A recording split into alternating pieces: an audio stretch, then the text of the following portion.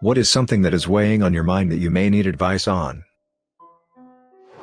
I, 25 female, moved in with my boyfriend, 32 male, too soon and he is showing his true colors. Me and my boyfriend Cam have been together for about 9 months. I just moved in with him last month. Up until I moved in we got along well. He asked me to move in with him around the 6-month mark but I wasn't ready yet. I finally agreed to move in a month later. My main reason for moving in was to see if we could live together before getting married, which is something we both agreed we want. To give some background, Cam has lived with girlfriends in the past. It never worked out according to him because they got really angry and were always fighting. I can kind of see why now. I've never lived with a significant other. I've always had my own apartment or roommates. I didn't move in because of money or anything. I have plenty of savings and have been independent since graduating high school. When we first started dating I was very open with him and honest that I have medical issues where I have bowel issues. I told him there would be times when I would fart in front of him because I can't control it and that he'd have to be okay with that. In the beginning he was fine with it and now he farts in front of me all the time. He lifts his leg like a dog and then farts and laughs, and if I smell it and make a face he laughs harder. I've told him it's gross and that I only do it because I can't control it. I've asked him not to, but he finds it funny. The other issue is I have 2 cats. They are overall well behaved but cats like to get into things just like any pet. He gets mad at them and then claps his hands in their face and swears at them if they misbehave. It's really upsetting because they are mine and I raised them from when they were kittens. I've told him not to do that because my cats get upset and hide for hours from being stressed out. I'm constantly walking on eggshells because Cam gets so easily upset about everything. He constantly comes home and bitches about his work and coworkers and how he always has the worst day at work. If it's not one coworker that pissed him off one day, it's another one. I've suggested he look for another job or move departments, but he doesn't listen and then he acts pouty for 2 or 3 days. It puts me in a terrible mood too. I told him I can't listen to it any longer because it upsets me. He got mad at me and now says, well, since you don't want to hear it, and still rants about whatever it is. He can go into a rant sometimes for hours about one person. He got mad because one of his coworkers types loud on a keyboard. It's all petty stuff. I work in an office environment too, and if he was one of my coworkers I'd be upset with his attitude and behavior. Since moving in I'm the one that does the brunt of the cleaning too. I have to ask him to do anything or else it won't get done. Before I moved in I made it clear I wanted to keep things equal and that he would need to help. I cook us dinner most nights and do the grocery shopping. The other nights I don't cook, we eat out. The deal was he was supposed to do the dishes. They literally sit in the sink piled high. I do the vacuuming, laundry, take care of the cats and clean the bathroom and kitchen. All I ask is he do the dishes, take the trash out and mop after I vacuum. He's mopped maybe once since I moved and I end up doing the rest. I try to eat healthy and I'm always working on making sure I don't gain weight. Cam has probably put on about 15 to 20 pounds since we've started dating, which is okay. He is always drinking IPAs, eating poor food choices and sits on the couch all afternoon to evening when he's off of work. He complains about the weight he's put on but does nothing about it. He golfs on the weekend on Saturday and Sunday mornings and then does nothing afterwards. When I get home from work his ass is always planted into the couch. If I don't sit on the couch with him all evening he gets upset. I have tried to start a habit of going on walks after work because we get to spend time together and stay active. He complains and acts all pouty like I'm making him do the worst thing ever. I've stopped trying to do activities or get him to go to the gym with me. I just want to work out, explore the world since I have sit at my desk all day at the office. The last thing I want to do when I come home is sit on my ass forever watching TV. I feel trapped and the only enjoyment I get is browsing Reddit. Which he's also convinced himself that the reason I'm on my phone is because I'm cheating. If anyone texts me he looks at me suspiciously and I have to show him the messages to get him to stop. Most of the time it's my friend Robin from work sending me memes. He has smacked my phone out of my hands if I'm on it too long and says I need to pay attention to what's on TV. I've told him not to do it. I have to be very careful with my phone use in front of him. I'm not sure what to do. Should I confront him, or just leave? I'm wondering if it's worth it to salvage or should I start preparing to move on. I've tried to have conversations in the past with him about a couple issues. He acts like I'm being dramatic about his behaviors and things that upset me and then he gets upset or gives me the cold shoulder for a couple days if I bring anything up. Then I end up apologizing for bringing it up. He has a terrible habit of always needing to be right, so I'm constantly trying not to upset him but in return it's killing me on the inside. I'm stressed out. I'm at a loss of how I should talk with him about all of this. Update. I wanted to give an update since I got a lot of good advice when I shared and a lot has happened in the past couple months. Shortly after I shared I confronted Cam about everything and that I was depressed and upset with his behavior. He said he would start to help out more around the house. He also said he would try to stop ranting about work so much and just be better overall. I gave him like 2 weeks to get it together. Surprise, surprise, he didn't change. I went to have lunch with an old friend and they asked me how things were going. I broke down and it was a realization moment for me. I was wasting my time staying. Cam pushed me to the point where I didn't love him and who he was anymore. I decided enough was enough and I needed to leave. While he was at work on a Monday, I packed up me and the cats and called my mom. She is my hero. She came with her van and helped me load up as much stuff as possible. She is letting me and the cats stay with her and my dad for a little bit until I find the right apartment. I waited for Cam to come home and let him know I was leaving. He didn't take it well. He said he was caught off guard and wasn't expecting me to leave. He said he gave his life to me and that I ruined everything. Immediately after I broke up with him and drove to my parents, I felt a sense of relief. For the past couple weeks I've been trying to tie up loose ends, like getting the rest of my stuff out and trying to get off the lease. I feel very good about the decision I've made. I'm starting to feel happy again and so are my cats. Cam has been a complete jerk, which is to be expected. I'm trying not to get wrapped up in what he has been texting me, but it still hurts. He basically accused me of cheating on him. I think it's easier for him to accept that as a reason than me not being in love with him anymore. Right now I'm just trying to find a good apartment to move to. I'm excited to live by myself again and be single for a while. I don't think I will be ready to live with anyone again for a while. I have also started to do things that I love again, like bike riding and going on hikes with my friends. TLDR, I left Cam and now looking forward to being alone for a while.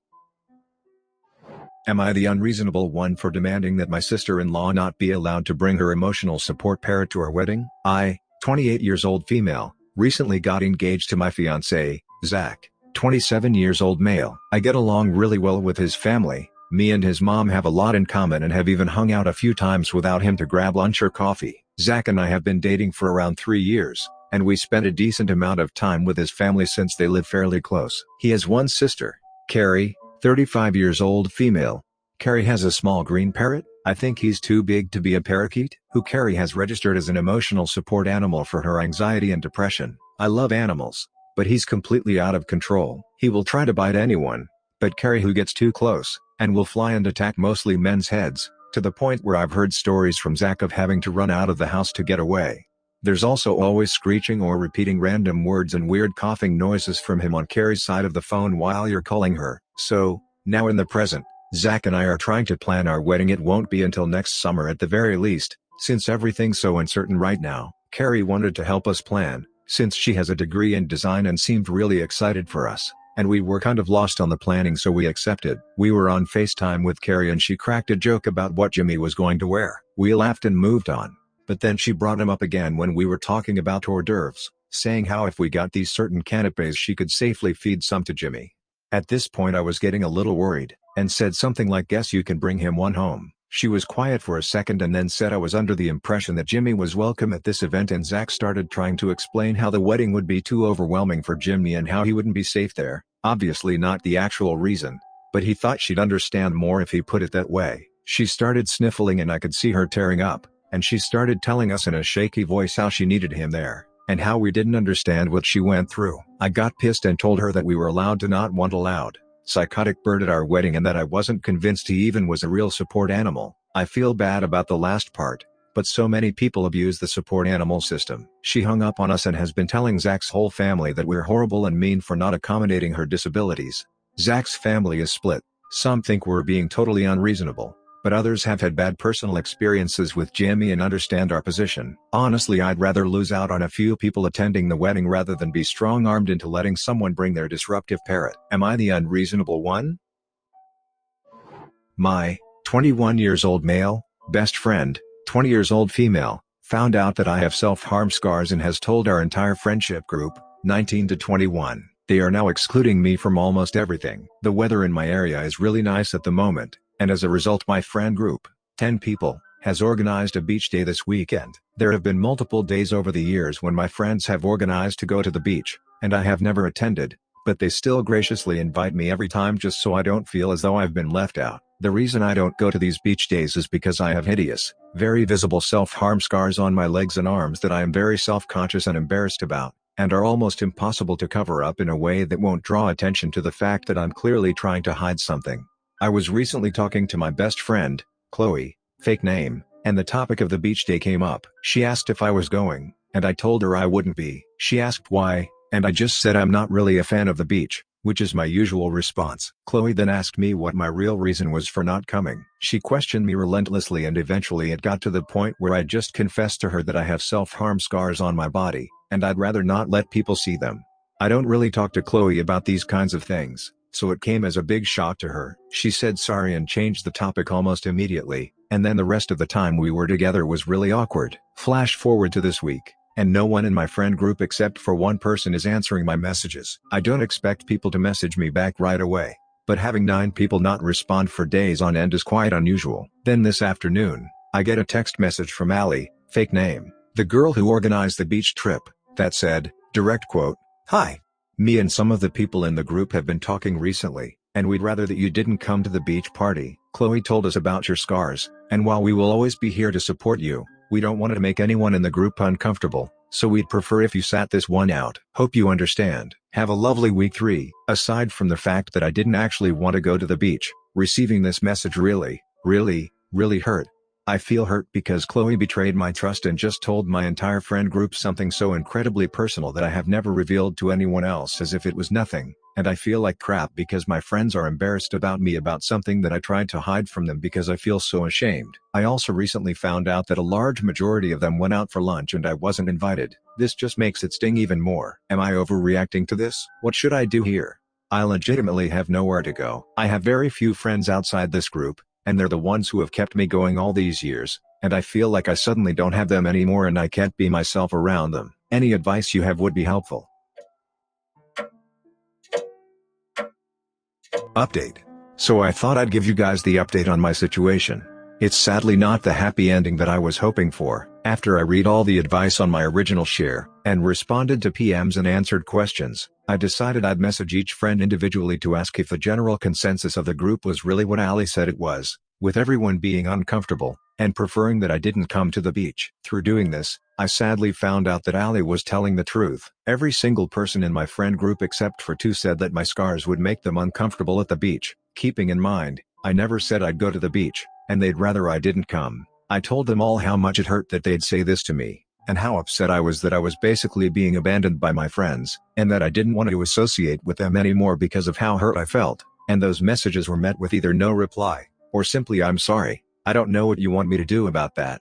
As for the 2 friends who weren't uncomfortable, they both confided in me that they have also struggled with self-harm in the past and were disgusted by the behavior of the others in the group. One of the people has chosen to stay with the group, and the other has told me that she'd like to remain friends, but still hang out with those people on occasion. So in conclusion, I lost 9 friends, I feel like crap, and I don't know if my self-esteem will ever make a recovery from this. Have a wonderful day, wherever you are. Am I the unreasonable one for calling an ambulance for my girlfriend who was throwing an unresponsive? My girlfriend had a pretty bad day today and wanted to get drunk tonight to forget about it.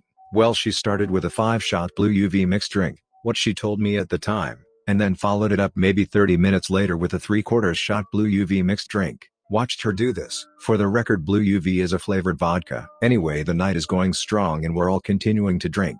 A few beers, a few shots. Next thing I know, my girlfriend is unconscious as a chair. We try waking her up, but she is unresponsive. Won't talk. She would slightly nod her head for things, i.e. yes or no, but when trying to open her eyes they were rolled back in her head. We tried to get water down her for 30 minutes while she was puking on and off. I tried to move her to bed, but she was dead weight and I couldn't get her to a bed.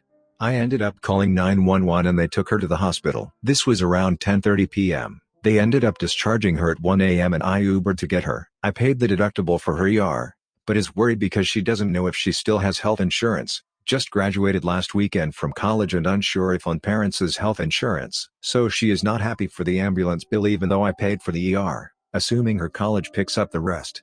Obviously she is still drunk, but is already telling me she wants to break up with me for calling an ambulance. Am I the a-hole here calling an ambulance when she was unresponsive and puking?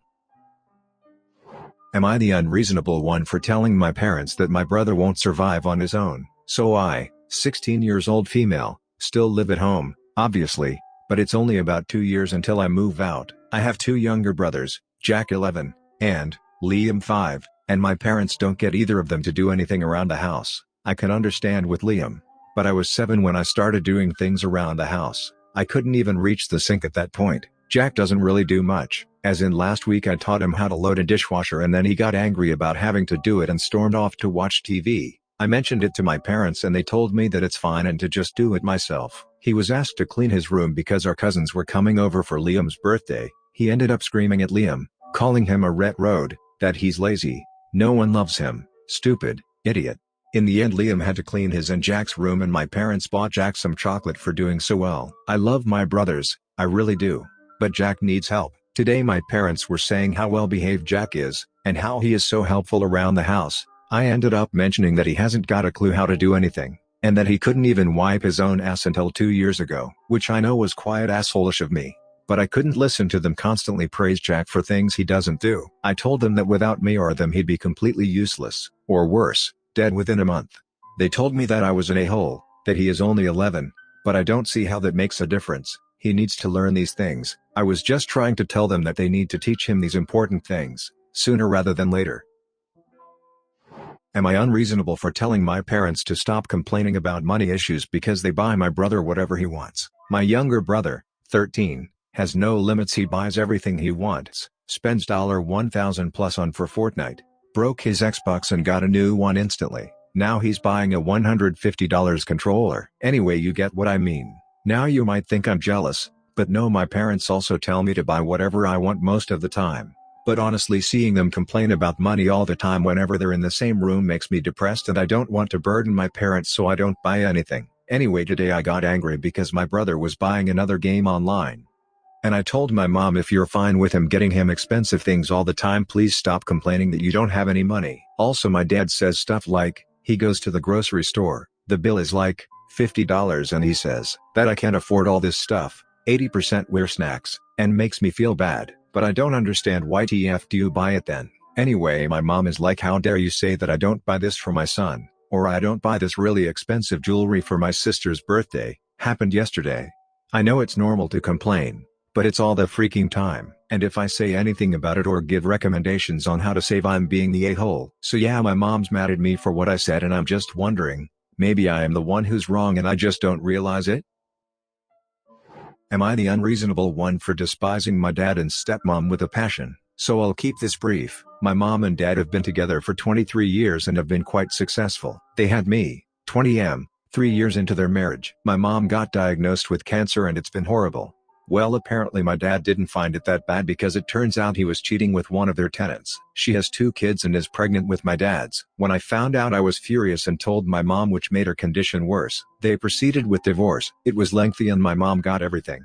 My dad tried to convince me to let him in their house to get his stuff, but I blocked him and want nothing to do with him. My mom evicted my dad's mistress and all was well. Turns out my dad had been paying his GFs. They've been house skipping and times have been tough for them. I came home from shopping a few days ago and they were on the front porch.